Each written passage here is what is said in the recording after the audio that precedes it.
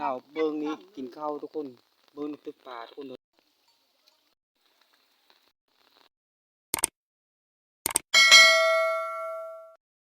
ทักทายสบายดีทุกคนวันนี้ก็ไม่ยังไรทุกคนเลยคือว่ามาเปิดคลิปอยู่ในกลางน้ำทุกคนเลยฝนตกน้ำมากทุกคนก็เลยมาเบิ้งเขาเจ้าตึกปูตึกป่าแถวห้วยทุกคนเลยคือว่าเขาเจ้าได้บ่ได้เขากะหูทุกคนเลยเขาสุดแล้วก็ยืมทุกคนฮักแป้งกันคือเก่าทุกคนเดี๋ยวทิ้งกับปะยาไล่ทุกคนเลยตอนนี้ก็น้ำยังกำลังมาทุกคนเขาเจ้าก็ได้อยู่ทุกคนเลยคือเป็นกระบวนการทุกคนเลยเขาเจ้าตึกป่าก็ได้คือกับบ้านได้บ้านบ่ได้ทุกคนคือว่าอะไรทุกคนเลย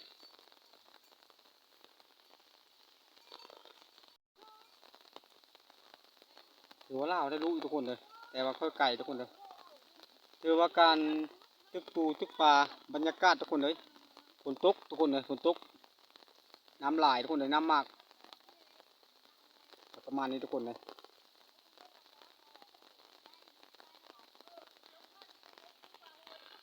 อ๋อทุกคนพระนั้นเล่าต้องได้ดีทุกคนเลยคือว่า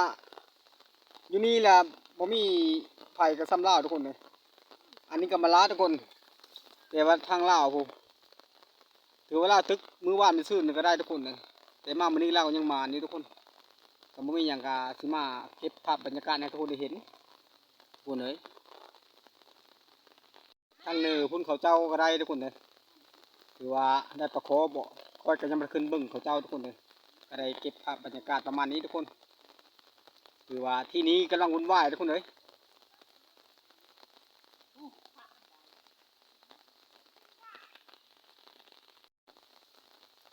เป็นยังไงทุกคนมีที่ขี้ยือบนจังไดขี้ยือหลายทุกคนเลยคำว่าปลาจะเป็นปลาดำทุกคนเลยคือว่าคากระดุงหยุ่นฮักทุกคนเลยสิมันปลาใหญ่ทุกคนเลย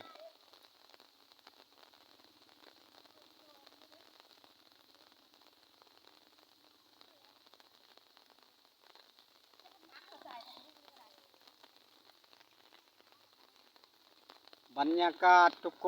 นตอนฝนตกน้ำมาทุกคนเลยตอนนี้กระฝนก็ยังตกมาพอยๆอยู่ทุกคนเลยพูดมีอย่างว่านี่ปลาสลามวะนี่บ่เนาะประมาณนี้ทุกคนเลยเราเจ้าก็ลังไหลพากันมาตึกปูตึกปลาแต่ได้บ่ได้เขาเจ้าตึกทุกคนเลยแนวที่สิ่งที่เขาชอบเนาะก็บอกว่าอย่างทุกคนเลยชอบมาได้ก็ทำมันนั้นแต่บ่ปิดญาติทุกคนเลยดูบรรยากาศทุกคนเอ้ยตอนนี้คุณก็ทุกยำเร่งทุกคนเลยประมาณนี้ทุกคนนะคือว่าตั้งแต่ลุมบ้านจนฮอดเท่งบ้านทุกคนเลยการตึกปูตึกป่านี่ก็ดีก็คือว่าตึกป่าในกระมานภายมันมั่นทุกคนเลยเอาเม็ดโอ้เม็ดปลาสลามใช่ไหมจังนะ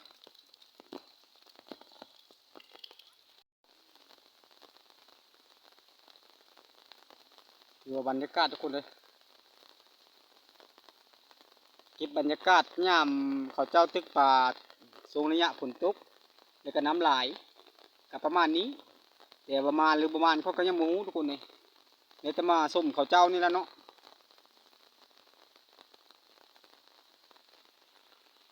ครับว่ะมาแล้วทุกคนเลยภรรยาเขาเองอันนี้ก็บอกแม่นผู้อื่นทุกคนเลยมาแล้วเราไม่ได้มาพร้อมเรามือปลาบางปูคนทุกคนนะเนี่ยจะได้เป็นอาหารความแรงนี้โอ้ทุกคนเลยได้ปลาโคไปยังทุกคนเลยดีมาอยู่ทุกคนเลยแต่ค่อยบ่ได้มาพร้อมเราฝนตกแล้วค่อยหนาวค่อยนอนทุกคนเลยเป็นยังไงก็ได้อยู่ทุกคนเลยเป็นยังไงก็ยังไม่มีไล่ทุกคนเลยมานี่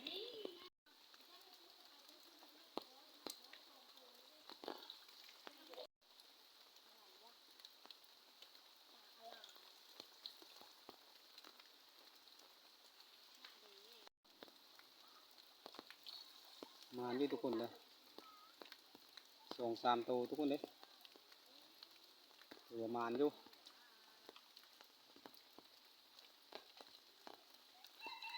ถือว่าได้ปรากฏทุกคนเลยปรากฏน้อยเดี๋ยวพี่เอาทุกคนเลยนี่ทุกคนปรากฏน้อยทุกคนทุกคนประมาณนี้ทุกคนเลยถือประมาณนี้ทุกคนมีปลาโคอีทุกคนเลยปลาโคแต่ว่าเขาไม่ได้มาถ่ายพื้นตัวนั้นทุกคนเลยจอยแวะทุกคนเลยบัดจอยแวะกับจอยแวะว่าน้ำก็ยับขึ้นทุกคนเลยแต่ว่าปลากะบยับขึ้นมาทุกคนเลยจักเป็นยังไงปลามีแต่ยับลงเดี๋ยวไตไปทุกคนเลยเขาเจ้าก็กำลังพูดทึมอยู่ทุกคนเลยแต่ไม่ได้ยินทุกคนเลยคือเขาเจ้ากำลังมานบริเวณจังไรแต่ทีมงานข้อนี้นะคือยังบ่มานอยู่ทุกคนหยกกับหย่อซ้ำเดียวทุกคนเลยมาแล้วทุกคนก็มีแต่ปลาทุกคนมีแต่ปลาน้อยๆจนบ่เห็นทุกคนเลยจนน้อยจะง่ายจนบ่เห็น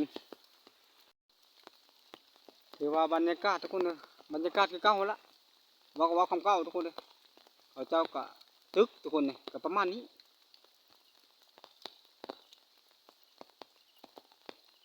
พอสินับไม่ได้ทุกคนเลย1 2พระมัน4 7ทุกคนเลยปรี10ดุงทุกคนเลยเขาเจ้าตึกแห่งนี้ทุกคนเลยน้ำก็ได้กำลังมาทุกคนกำลังขึ้นหรือว่ากำลังขึ้นหลายเลยทุกคนน้ำก็ได้แต่ว่าหลายคนตึกแต่ว่าบางคนก็มานบางคนก็ประมาณทุกคนประมาณภายมันแล้วทุกคนเลยนี่นะ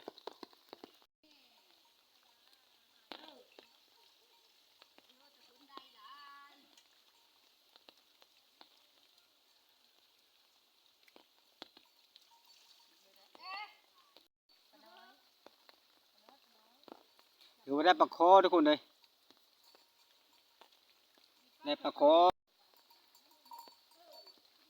ถือว่ามานอยู่ทุกคนเลยแต่มานภายมันคือค่อยว่าละหนาวทุกคนเลยเขาเจ้าทนหนาวได้แต่ค่อยทนหนาวไม่ได้ทุกคนเลยเป็นจังไรทุกคนมานี่ทุกคนเลยแต่ว่าปลาจมบ่เห็นทุกคนเลยมันเล็กทุกคนเลย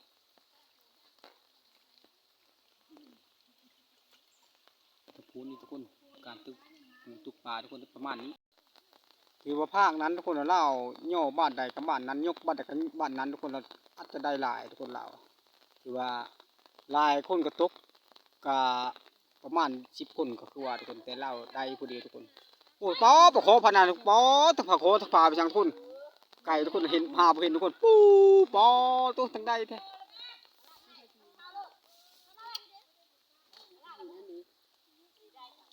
ตรงนี้ดิทุกคนตรงบนปะโคได้คนตรงนี้ดิตรงนี้ดิเอาไม่มีอะไรวะภาคนั้นทุกคนภาคนั้นแหละสองกรุงพระนี่ละ1 2 3 4 5และแข่งเขาเจ้าพัด2 คนบ่ได้ทุกคนเลยคือว่าเขาเจ้ามานเกินไม่ง่ายทุกคนเลยอันย่ายนั่นก็ลากก็จนลุจนมันส่งข้าวกินทุกคนตั้งแต่เช้าไปกินข้าวกับทุกคนลากก็เป็นยังเขามักคำชอบทุกคนเลยอันนี้ก็บอกว่าภัยทุกคนเลยสิ่งที่เขามักนี่ก็เขาก็จะเป็นในท่าทุกคนเลยกับคุณก็ได้ทุกคน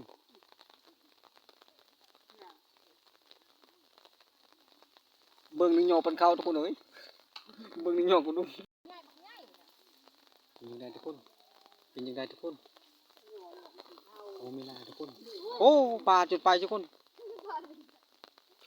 เออแต่ยังพระนั้นทุกคนเลยเขาเจ้าได้ดีทุกคนเลยอ๋อทุกคนเลยพระนั้นจนหู้ปลาด้องทุกคนปลานี่ก็ได้ยี่ทุกคนเลยน้ำก็ขึ้นเลยทุกคนเลยลายมาน้ำทุกคนเลยคือว่าปลากะน้ำลายละกะบ่มีเลยทุกคนเลยก็มีอยู่แต่ว่าเขาลงลุ่มทุกคนเลยลงลุ่มน้ำโอ้ยว่าจะพังจืดก็กระตุกทุกคนเลยประมาณนี้ทุกคนเลยแต่เล่าพระนั้นหาหมานะทุกคนเลยเบิ่งทุกคนเบิ่งทุกคนทุกคนได้ทุกคนไก่ทุกคนได้ดีทุกคนเราเกตปลามันทำลาวทุกคน ทุกคนก็ได้ทุกคนป๊อทุกคนแต่ว่าภาคนั้นน่ะได้ดีทุกคนแต่ภาคนี้มันก็จะจังไรคือว่าบ่ได้ทุกคนแต่น้ำทรายเดียวทุกคนเลยเราได้ตลอดนะตะขอฮะไปซ้อนทุกคนเลยจนจะเต็มกระยังแล้วคนทุกคนเลย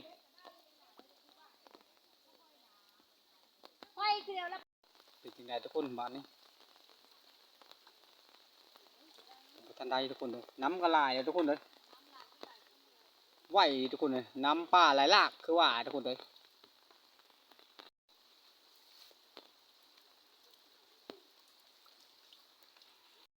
เป็นยังไงทุกคนลองมึงมีดสมอยทุกคนได้ปลาน้อยทุกคนปลาจนโบเห็นทุกคนเลยน้อยลีทุกคนเล็กลีแต่ว่าขึ้นกับทรงเวลาเขามาทุกคนเลยเขามาไม่ได้บางเขาบางที่ก็ได้คนบางที่ก็บ่ได้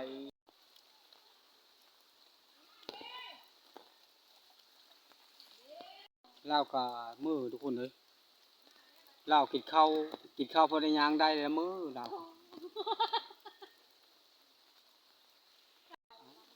อันบอกกินข้าวก็เลยยางมาห่อนหื่นให้ลูกเอาความมาส่งคือก็เห็นที่นี่ทุกคนเลย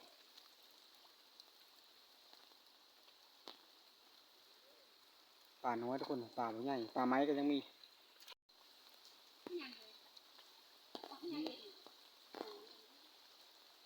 นี่เราปลาสลามสลามทุกคนเลยได้ปลา1 ตัวทุกคนวันนี้ค่อยอ่านว่าน้ำเก้งคนวันนี้ฮะน้ำมากทุกคนน้ำจะอาจจะขึ้นบ้านประมาณค้ำพอเลยทุกคนเลยหรือว่าห้วยกับบกไก่ไปเลยทุกคนเลยพานั้นทุกคนเขาเจ้าก็ทึกพานี้กะทึกทุกคนเลยห้วยสมุทรทุกคน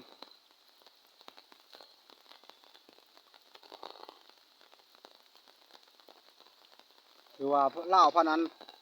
ก็ได้ทุกคนมานดีได้เล่าได้เป็นจังไรจังวะเล่านี่เด้เป็นจังไรปลาครึ่งปลาโคบ่มีบ่ปลาสลามฮะอันนี้กะทึกมาหานี่นู้